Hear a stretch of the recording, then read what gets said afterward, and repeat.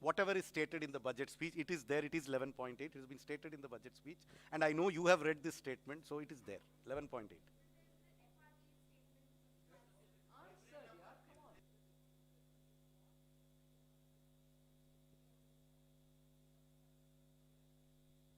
Good afternoon, ma'am. I am Nikunj Johuri from Reuters. You said that there'll be changes to improve governance for banks. So will there also be changes to the Bank Nationalization Act that will enable you to privatize 2 banks that you'd announced earlier? And also, ma'am, is there a concern for the government? Our markets have fallen last few days because of decline in Adani Group stocks. So is that a concern for the government, because retail investors have also been impacted significantly because of this? I had answered that question earlier, that the proposed amendments have nothing to do with disinvestment or privatization of the bank. That is a separate chapter. As far as the second question is concerned, we in the government don't comment upon the issues relating with a particular company.